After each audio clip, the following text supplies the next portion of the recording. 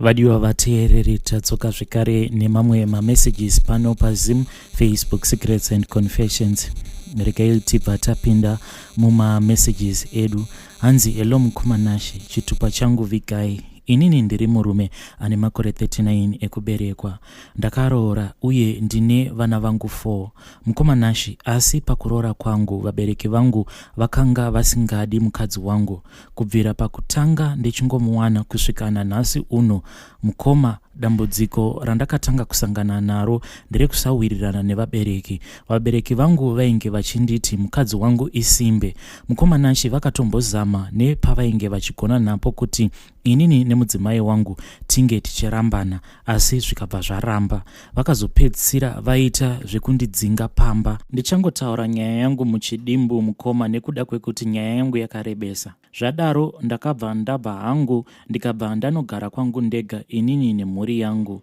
Asi nyaya yava kundinetsa vanhu ava pavakaona kuti vainge vatadza kutirambanisa, nokuti vakatoita zvakawanda. Nhumbi dzemukati dzemudzimai wangu vakatora vakazama kudzigadzira kuti ange achienda kumaperiods, vachiitira kuti bonde ribva rangoshayikwa mumba, but vakazvitadza. Izvi ndaizotozvibatavo kana ndikafambavo. Mukoma manje dambudziko ravapo vakazotopinda nekusaidi kwangu. Mukoma vakandigadzira kuti pese pandinosangana nemudzimai wangu nhengo yangu inobva yatongopera simba. Ndinogona kungoita kamwe chete kechipiri mukoma ndinenge ndava kutoita zviya zvekumanikidzira. Ndikaramba ndomanikidza inobva yatongorara. Apa ndinenge ndiri pakati kuti ndizive kuti vabereki vangu ndo zvavakandiita. Mukoma ndaitozvinzwavo mukufamba imomumu. Zvino ndakazombozama kufamba kuti ndinge ndichigadzirisa dambudziko rangu, asi chakangopera imari. Asi zvinhu izvi hazvisi kuda kudzoka pazvaiva. Nyaya yangu yakarebesa mukoma. That is why ndangogura kuti ndikwanise kuva navo rubatsiro. Vanhu ava vaisatoda kuti ndinge ndichigara nemukadzi mukoma. Vanhu ava vaisatoda kuti ndinge ndichigara nemukadzi mukoma, uyezve ndine dambudziko rekuti ndinorota ndichiita bonde nemukadzi. Zvinhu izvi zvinotombopota zvichiitika. Mukoma, ndinokumbiravo kana paine anonyatsogona kundibatsira ngaandibatsirevo mukoma. Mhuri yangu ichiri diki. Imba yangu shuwa ingapararavo here? Ndo nyaya yangu mukoma. Ndibatsireivo. Vanokwanisa kundibatsiravo ndokumbiravo muvapevo nhamba dzangu ndigokwanisa kunge ndichitaura navo. Mumba mangu hamuchina kana mufaro mukoma. Vedare ndo meseji yandakatumidzirwa namukoma vedu. Kana kuri kunzi mune zvamunenge muchizivawo kuti kana vakashandisa vanokwanisa kuwanawo simba, please ngativabatsireiwo mucomment section. Regai tibva taenda panyaya yedu inotevera. Hanzi makadii mukomanashi? Ndauyawo nenyaya iri kundinetsa. Mukomanashi, inini ndiri mukadzi ane mwana wake. Ndaitawo dambudziko naMaiguru, mukadzi wemukoma wehabhi yangu. Mukomanashi, ndainge ndiri house girl. Ndainge ndichishandira mukadzi uyo ainge achigara kucottage kwabankuru. Mukadzi uyu ainge ari lodger pamba pemukoma wemurume wangu. Ndofungawo kuti mapanzwisisa ipapo. Mukomanashi, by then ndainge ndichiri musikana, asi murume wangu aigara naMaiguruwo nabankuru kumain house. Amaiguru nahabhi wangu vainge vatori tsika nditsikewo, zvekuti vaitomborara mubedroom pose pekuti bankuru vanenge vasipo, asi vaiti hapana zvatinoita. Ivo Amaiguru vaingoti ndinovaona semwana wangu apa vainge vachibvira bamunini. Nekufamba kwenguva nashi ndipo patakazotanga kudanana inini nahabhi, but aiti usaite kuti vanhu vekumba vazvizive, kunyanya Amaiguru, nekuda kwekuti vanozondidzinga. Mukomanashi, rudo rwakatsva zvekuti aiuya tobva tatoswera tose kucottage kwandainge ndichishanda, since inini ndaiswera ndega, boss vari kubasa. Takazotanga kurara tese every day. Mukomanashi, then mimba ichibva yabata. Ndakabva ndaudza habhi, akabva ati bvisa hako nekuti Amaiguru vanozondidzinga kana vakazviziva. Asi ndakabva ndaramba kusvikira ndazoudza mukoma wake, akabva ati huyai tigare amainini, musabvisa nhumbu iyoyo. mukomanashi challenge ndeyekuti hongu mukomana wangu ainge ava kushanda asi amaiguru vaisada kuti agare ega. Saka musi wandatizira vakabva vatsamwa kuti saka waidii kundiudza kuti uri musikana wake. Vakabva vatsamwa vakabva vatoramwa chikafu musi iwowo ndokubva vatoenda vakanorara. Akazoti ava makuseni murume wavo akati abuda aenda kubasa, amaiguru vakabva vakiya mukicheni, ini ndikabva ndangoswera nenzara. Habi akazodzoka ndikabva ndamuudza akati ava kuenda kunotsvaka imba. Apa ainge achiti mangwana acho, asi takazoti tava kuoneka manheru kuti tava kuda kunotsvaka imba yedu. Amaiguru vakabva vatanga kuchema. Nashi vaichema vachiti musaende, garai. Vakabva vaita sekunge vainge vachinja, asi Nashi vakabva vatanga kungondifarira, vasi vaindirambidza kuti inini ndinge ndichibika mumba imomo. Ivo ndivo vega vainge vachingobika each and every day. Mimba yangu yakati yakura, Nashi ndakabva ndanosungirwa. Murume haana kana kuzombotevera kusvikira mwana ava negore. Ndakabva ndabvunza amaiguru, ivo amaiguru vakabva vati iye ainge ati haachada since iye ainge ava kusadayirawo macalls angu. Ndakabva ndangozvibhilivha. Ndakafamba ndipo pandakabva ndaudzwa kuti amaiguru vainge vakaisa mushonga muchikafu kuti ndinge ndichifuratirwa nemurume. So ndakazopiwa umwe muteuro wekuti zvinhu izvi zvinge zvichipera. Murume wangu akabva azondisheedza akati huya nemwana kuHarare ndione mwana wangu. Inini handina kuudzawo amaiguru kuti ndainge ndadanwa nemurume. Iye ainge asinawo kuvaudzawo kuti ndainge ndichiuya. Ndakasvika, ivo vakabva vatanga kutoridza chikwee kuti kuonda here uku. Manje mungatevera baba muri masawa kudai, tionei mwana hedu. Zvaakanyangara, ndiwe pano here mwana uyu. Ndakada kuyeredza misodzi kuri kuyeredza nekuda kwemashoko awa. Habi akazodzoka akasvikawo akabva andipawo hagi pamberi pavo vachibva vati asi muri kuzivana henyu. Takati tagara, akazoti ava mausiku, ivo amaiguru vakabva vati kuvana vavo, torai mablankets mupe amainini vazofuga nekuda kwekuti vanorara muno. Apa vainge vachibvira mudining kuti ndinge ndichirara nemwana mudining. Asi mukoma chakandinetsa ndechekuti murume wangu iye ainge aine bedroom rake. Handizivi kuti amaiguru vaida kuti murume wangu arare mubedroom ega inini ndiri mudining here. Takatandara. Habi ndokubva asimudza mwana wake akananga kumubedroom achibva ati kana wava nehope uye mubedroom. Amaiguru vakaramba vongoshamiswa, vakaedza kuda kuramba vachingotandara neni. Inini ndichibva ndati kwavari ndava kuenda kunorara. Ivo vakabva vatanga kuseka vachiti endai nemagumbeze munorara pasi, haambobvumi kurara nemi pabed apa. Ndakavati kana zvaramba, amaiguru ndinodzoka zvangu ndobva ndarara muno. Mukomanashi takarara ndokubva tadzima light. Ivo vakabva vauya vakabva vanoka padoo vachiti vari kutadza kukiya doo repamain. Panguva iyi tainge tava kutoda kutotanga kuita bonde, saka murume wangu haana kukwanisa kuvapindura. Hatina kuziva kuti vainge vamira padoo kuti vanzwe kuti zvii zvainge zvichiitika. Musi uyuwo bamukuru vainge vasipo. Mukomanashi takati tapedza basa, Habi akabva arara zvake. Ndipo pandakabva ndaona message yainge ichibva kuna maiguru iri pafoni yaHabi, yainge yakanyorwa ichinzi huya, asi kana usingakwanisi kubuda chitumira hako vhidhiyo repono ndikwanise kuzvibatsira ndikwanise kurara. Ndakangodzima foni yaHabi ndokubva ndangonyarara, ndaisada zvangu kutaura. Takazoti tamuka ava makuseni, ivo amaiguru vakabva vati maitinyaudza, ko hamugoni kuita zvinhu zvenyu makanyarara here? Wacho wamaida kuratidza kuti munozvigona ndianiko?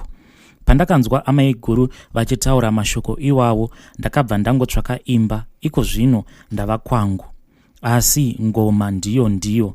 Ndinogara ndichingobata mamessages aamaiguru apa vanenge vachitokumbira bonde kuna Habi, uye vari kumuti mwana iyeye haasi wako ende baba vemwana ndinotomuziva. Ndiri kudawo help kubva kune vedare. Ndoudza bamukuru here zvinhu izvi zvisati zvazondidzosera kumusha futi? Ko Habi ndomubvunza here kana kuti ndongoramba ndakangonyarara? Vedare ndo message yandakatumidzirwa naamainini. Zvakangoma hazvo vedu we. Regai tibva taenda panyaya yedu inotevera.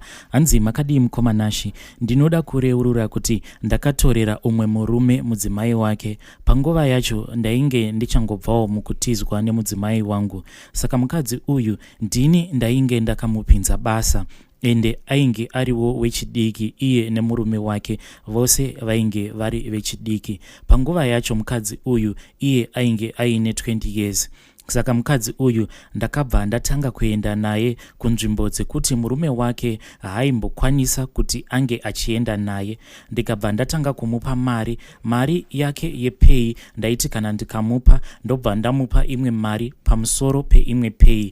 Izvi zvainge zviri nyore kwandiri nekuda kwekuti ndini ndainyora maovertime evanhu pabasa.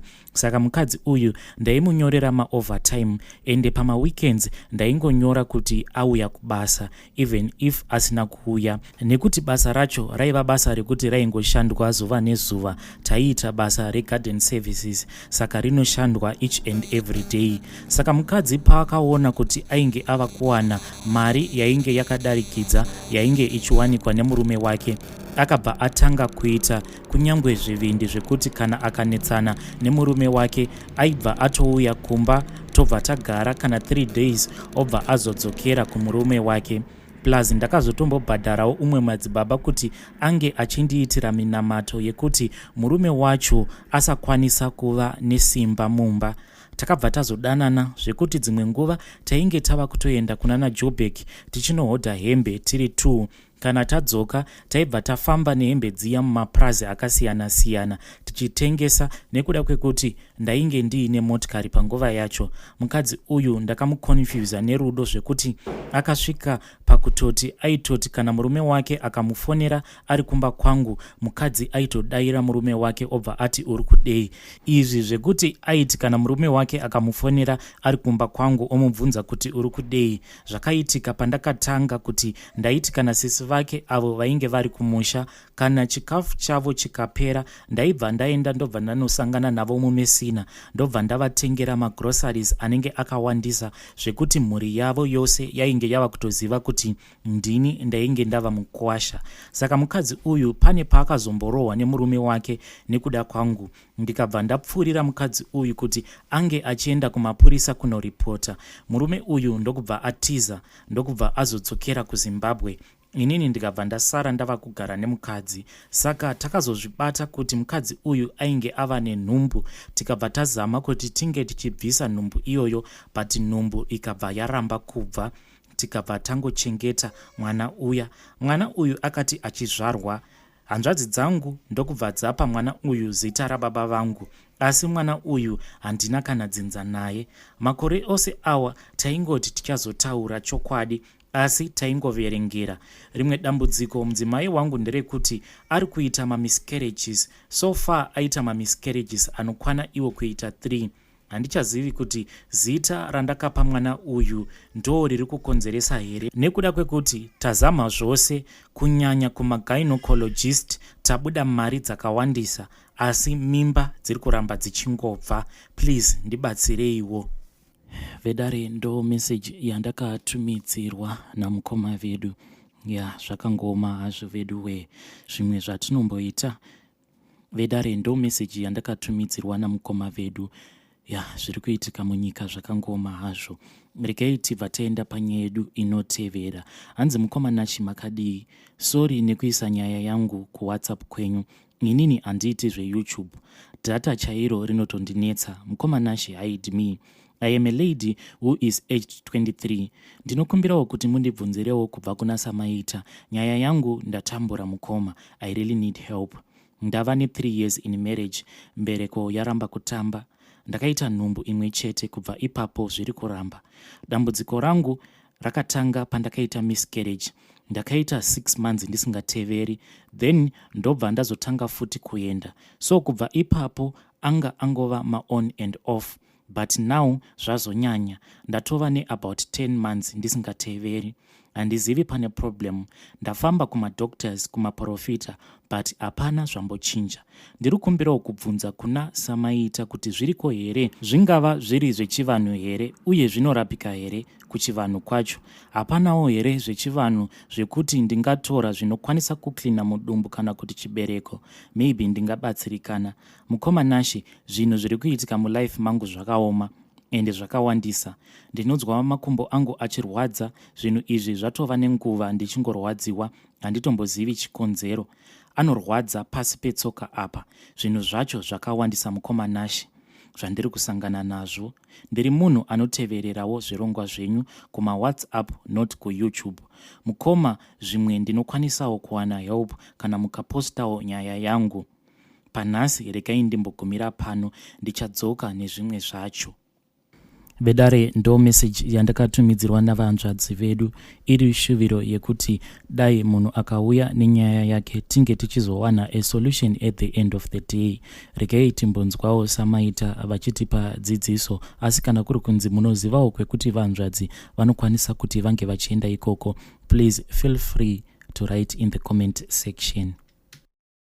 Mangwanani madare, mangwanani madzisawira, mangwanani varidzi vechirongwa, mangwanani mukoma Nashi. Ndiri kuda kuti ndibate panhau yemusikana uyu kana kuti mudzimai wechidiki uyu ane makore 23 areva uyo. Ari kutaura nenyaya yezvizhinji zviri kuitika mukati meupenyu hwake. Musikana uyu pandaverenga nhau yake ndine zvandadzidziswa nekudzidziswa kukuru. Musikana uyu ane dambudziko rekusabata pamuviri, achibata mimba dzichibva, achibata mimba dzichibva, achibata mimba dzichibva. Zvava zvakakosha kuti ndizokurukura naye ndodzoka zvekare nemhinduro chaiye yanenge akwanisa, asi rega ndimubatsire for the benefit yevamwe, tione kuti tinosvitsana kupi. Ndiri kudzidziswa kuti musikana uyu ari pamakore angaita 17 kusvika pa18 pane nguva yaakashaya chipfeko chake chemukati pamba paanga achigara. Chipfeko ichi chakatsvagwa haana kuchiona, achitsvaga haana kuchiona, akaita nungu akachitsvaga zvekare haana kuchiona, zvikangonetawo nazvo, akangoti amheno pamwe pariri. Chipfeko ichocho chakatorwa kwete ari munhu wepamba pavanogara, asi munhu aipfuura, aigara akavavarira kuti ane conduct yaachatora pamunhu wake kuti zvigozomuitira zvakanaka, nekuti akavengwa, akachiviwa kubva ari mudiki. Akanzi haana chaanokwanisa kuzobuditsa nekuti anga aonekwa upenyu hwake uri upenyu hunoenda kure. Zvisinei nekudaro, akatora akagadzirwa, chakachengetwa. Chipfeko ichocho nanhasi chakachengetwa. Ndo chasika matambudziko kuti mudumbu make dzimwe dzenguva munombopisa, achimboita seakuda kurasika njere, obata pamuviri pobva pabva, nekuti vakanoisa chinhu chinogara mudumbu kuburikidza nechipfeko chavakamutorera. Chagadzirwa panyama yemwana uyu, agadzirwa achionekwa akubuditsirwa rinonzi sare. Iri sare musairirwa weminyama waiswa muupenyu hwake kuti ashaye kana anokwanisa kumubatsira. Vanhu vangoita nungo naye, ngushayiwa simba kudai zvekuti kana akada kuti abatsirike hapana chinonyatsofamba mune zvakanaka. Ndo zvaitwa kune mwana uyu. Saka kutaura kwatiri kuita ane sare, asi risiri sare rinobuda rega zviri natural, sare rekugadzirwa, sare rekugadzirwa riyari, sare rekugadzirwa riyari. Zvakadaro rinoshayisa simba changu vehukama kuti vafambe naye vamubatsire. Zvakanaka kuti afambe kumapostori adi, asi chiri kunomutambudza ndiro rosari raiswa, rekuti rinogona kusatoonekwa kana vanocheka vagatorishaya nekuti rakanogadzikwa mudumbu zvekuti rinenge richida kushandisirwa mishonga imwe yacho yechivanhu kuti risvike parinonoparara robuda zvoita zvakanaka. Ndo zvandingakwanisa kubatsira kumwana wedu, asi anoita zvakanaka kana akabatsirwa nenguva, kubato vana muruoko rwake, vari vana chaiye, upenyu hwake hugototiwo akatengesa zvigotofamba zvigomuitira zvakanaka. Asi kana zvichiti zvakadai, chimiro chake chinogara ari pakurwiswa kukuru, ende hakuna chinorwadza sekurwiswa nechinhu chawakatakura kana kurumwa nechinhu chiri pakati pemusana, unotambudzika zvizhinji. Ndio kagadzirwa kakaitwa mwana we, asi zvinoita zvakanaka. Ndatenda muitirwe zvakanaka, mukomborerwe, muve nezuva rakanaka. Tinotenda chose. Vadiwa vateereri, ndo meseji yandakatumidzirwa ichibva kuna Samaita. Ngatisanganei zvekare kune zvimwe zvirongwa zvinotevera.